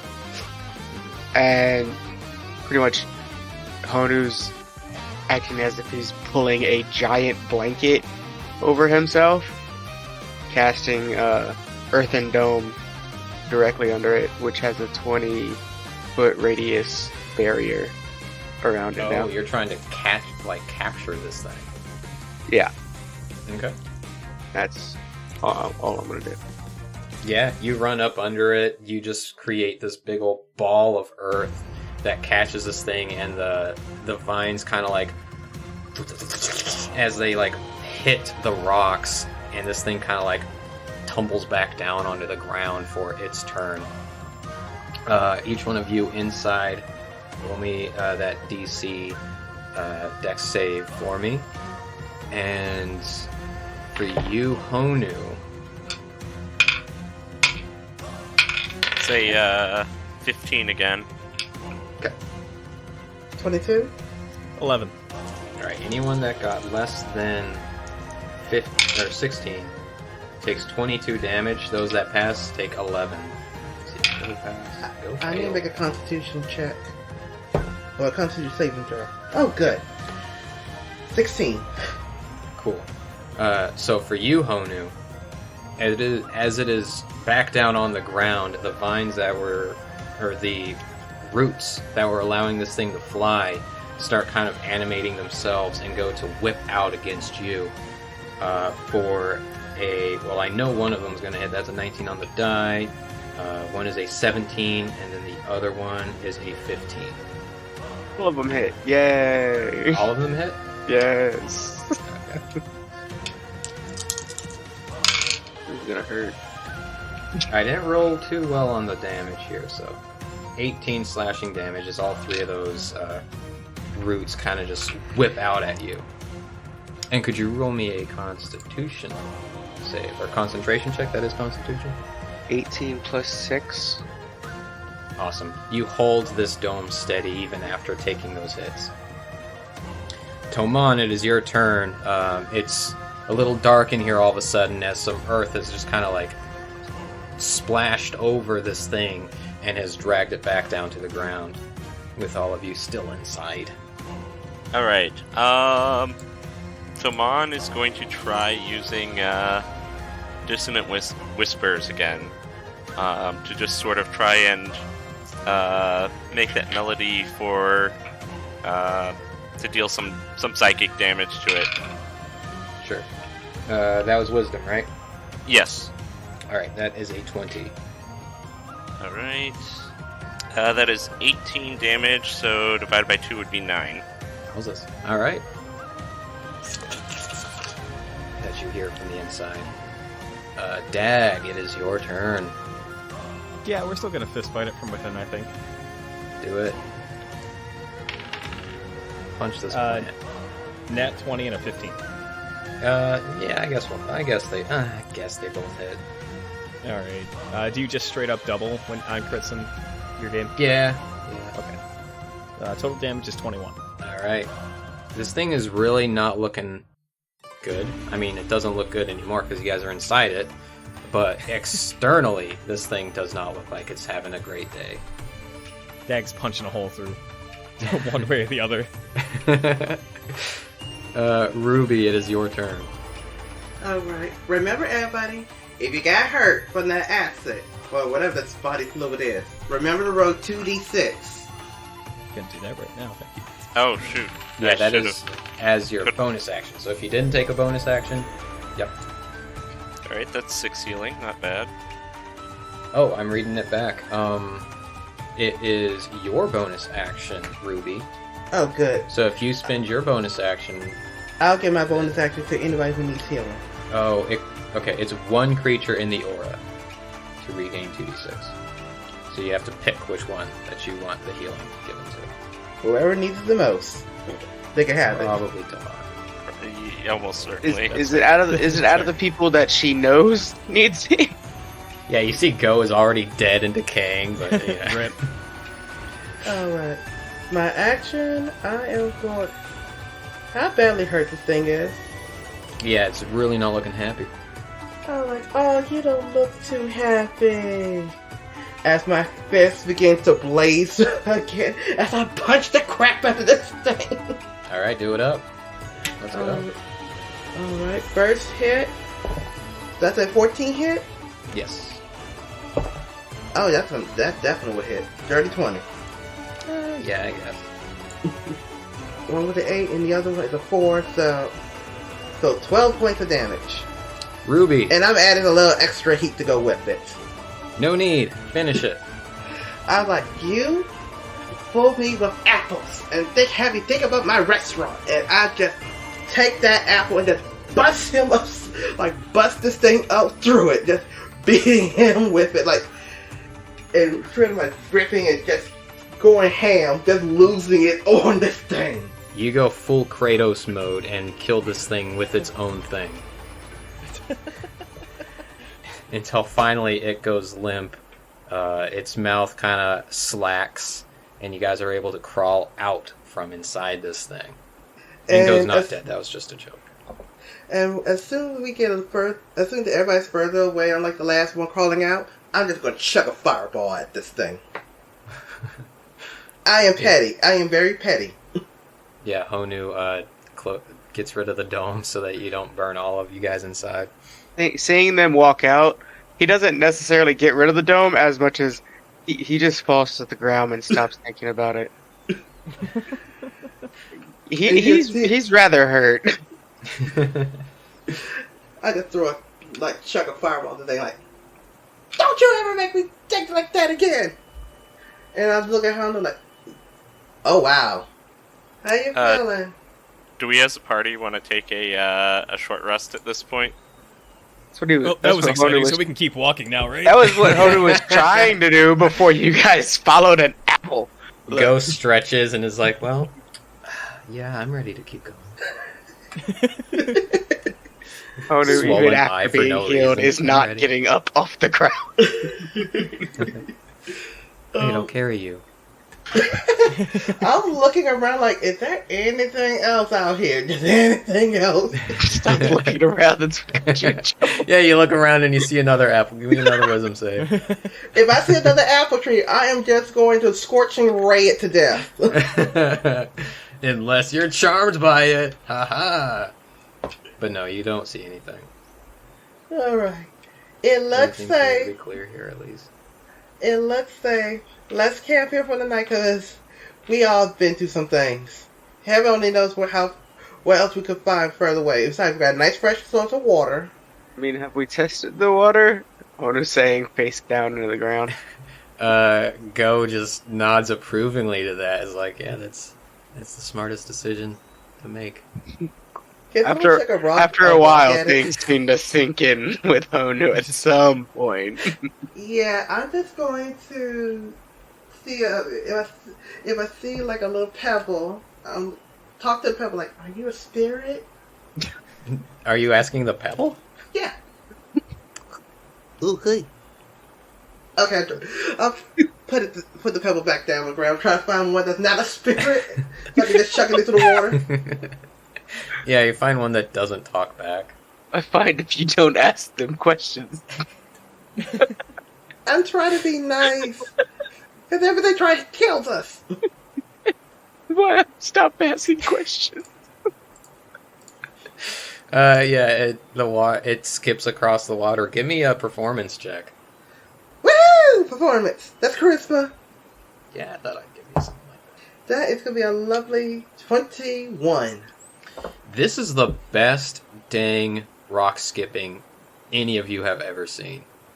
Like, as it skips across the water, the ripples give off a rainbow tint as Ruby tosses this rock into the lake. And I'm ready fire bullets just in case something else comes out. The water settles. Yeah. I love the pause. Like, and then... Yeah, nothing pops out. Yeah, this water seems perfectly okay. We're camping here for the night. It'd be safer. Because everything here in the spirit world trying to kill people. This is true. If you do not know your way around the spirit world, things can get very... Looks at Honu. Dangerous. Hodu's gonna quickly just earthbend himself a little tent. Like, I was about to ask that too. And so, yeah, you guys begin to set up a camp for the night. I'll put together a nice fire and cook whatever rations we have so we have something to eat. You know, you could eat that plant, actually. I'm looking at the thing like, I already cooked it. Well, no sense in letting it go to waste. That's true. Yeah. Yeah. Try to eat me, will you? That's what you get. You eat me, I eat you. Right. So, we're going to have some nice, wherever that apple is, we're going to have some apple with some of this stems, this tree. It's going to be a nice apple stew tonight. Yeah. I'll let you decide. You can roll me survival or performance with this meal. Performance. That is going to be a 10 plus 6, so 16. Okay. You do a pretty good job. You've never cooked one of these things before, but like you're just imagining, hey, this is just like a head of cabbage. And what person in the Avatar world doesn't like cabbage?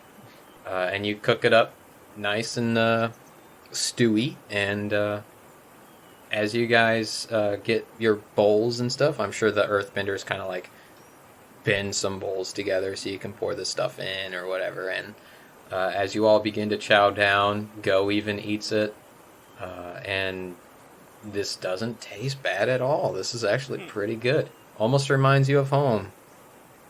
Can I ask a weird question? Like No. on a game? Oh, No. yeah. Yeah, okay. Airbenders, vegetarians? Depends on the culture that they were raised in. Like Okay. Go, definitely vegetarian. So, this sentient plant that tried to eat us and fly away counts as a vegetable? Yes. So then what's the difference between a sentient plant and meat? The beefiness of it. I was wondering about that too. Do you want Go to not eat? No, I'm sorry. I'm just thinking about the moral implications of where you draw the line in such a universe if you're a vegetarian. Yeah, go ahead and post on Twitter on how how wrong of a decision this was to let Go eat this thing. Yeah, post it on Twitter. Like, Go share, Antomon. comment, subscribe. Antomon, yeah. And share with your friends. You know, let's debate. Do plants with sentient thoughts label as meat? Yeah, that's From a question for you vegetarian guys. standpoint. That's what we want to know. These are the questions we are asking here on Dice Benders. Yep, that's what you get at Dice Benders Dund. It Amazing. stands for D&D. Oh. What's the end This episode stand has for? been brought to you by Lunchables. Lunchables don't count as meat. The plastic, or? Yeah, specifically the plastic. But yeah, you cook up a really nice meal here. And Go, as they may or may not be eating this food. Listeners, you decide. She'll ask, out of curiosity, what got you guys here? We touch a treasure box. And we follow a treasure map. If we still have the map, I'll give it to her. Sure. I think Damon still had it, yeah. She takes a look at the map and kind of eyes it up a little bit. And just looks confused, but nods and says, I see. And this box teleported you? We opened the box. It was in a weird island that was never there, like some sort of new island. We got there, kind of like I think it was behind a waterfall. Next thing we did, we were in the spirit world, and we were seeing some dude flying in from somewhere, and we're like following that dude, or at least attempt to. Until we found out, oh, that dude is the Avatar. I see. So, out of curiosity, what was the last thing you remember happening when you were in the material world? You know, last, world event, I should say. All of us chilling in my restaurant. Pesky, vulture things. Kind of cook them, or they taste like, kind of almost taste like chicken. Well, like spiced chicken. But I digress. Chicken out- census plant, I eat those. Yeah. Yeah, kicked out my boyfriend again. Well, kicked out my ex-boyfriend again. And follow this map that some weird dude left. We never got his name, did we? Either If did we we did, get I it? don't remember. If we did, he probably wound up dead because of the shark things. Wasn't there some light before we ended up here? Yes. It was Interesting. very long ago. I'm having difficulty remembering. Yeah. It has been 7 months. It's Too long. been almost a year. I keep telling you guys this. Well, I only ask because it seems clearly that we're traveling together, and I just would like to know a little bit more about those that I am traveling with, if that makes sense. Yeah. And how you came in here? Well, I'm able to travel between the planes pretty easily. Oh. How? Yes. Yeah. Through my training and enlightenment. Can you get us out of here? Unfortunately not. Sounds like you need more training. I believe Think you're with right. us, you could trade all you want. Yeah, unfortunately I'm not at max level to obtain true enlightenment. Go doesn't say that. I'm going to pump the rest of my chi into Go to make sure she's do better. And after that, after we eat and stuff, I'm going to just go to sleep. Sure. And after you do that, Go looks to the rest of you guys and says, "So tell me a little bit about yourselves. I'd like to know whatever you can tell me." Well,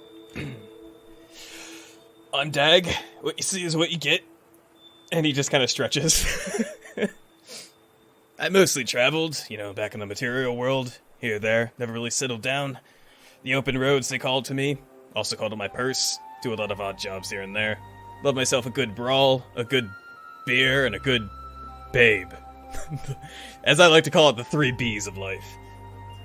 Yes, I'm fond of one of those 3 things. I bet I can guess which one. I won't say it out loud, don't worry.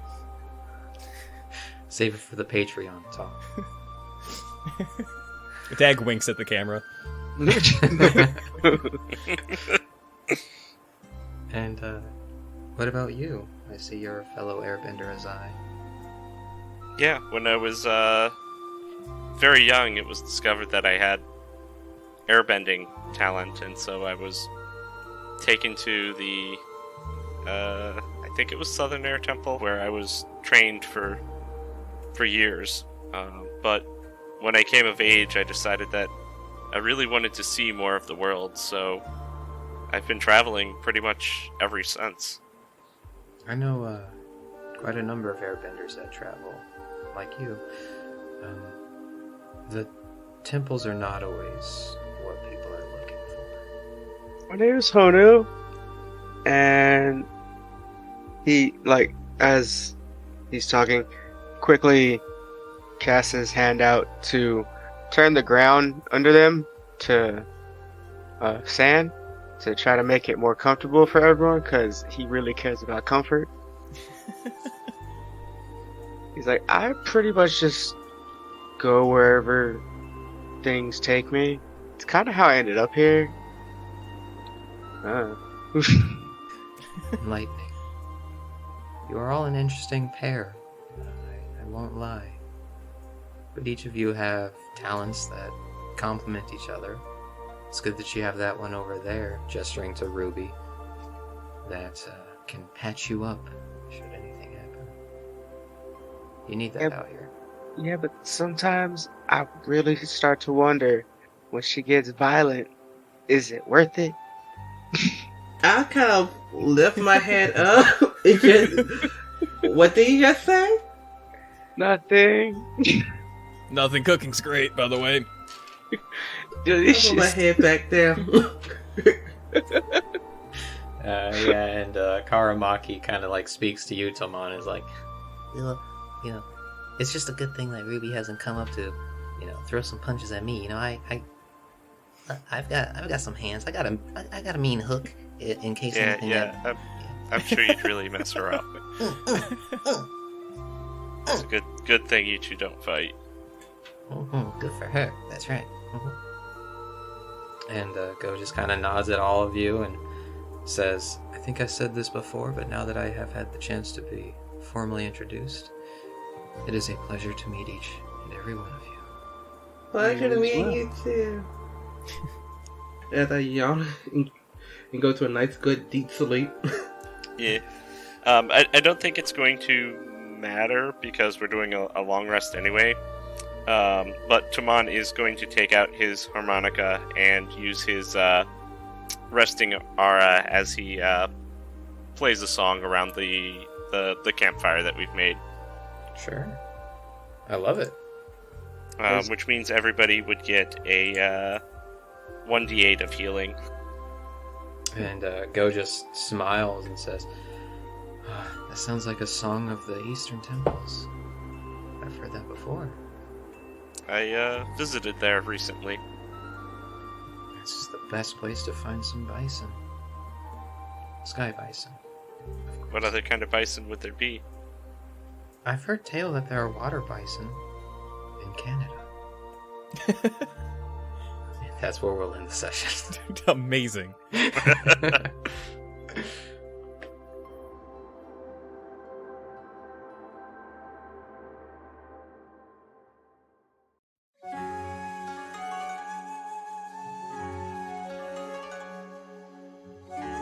Thank you, everybody, for listening to Book 2, Chapter 10, Don't Trust Everything.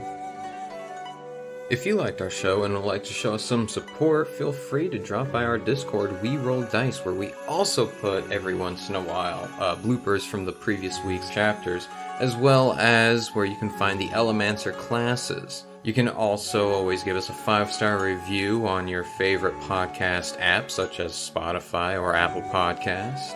And follow us on social medias at DiceBendersDND. Thank you for listening, everybody, and subscribe for more shenanigans.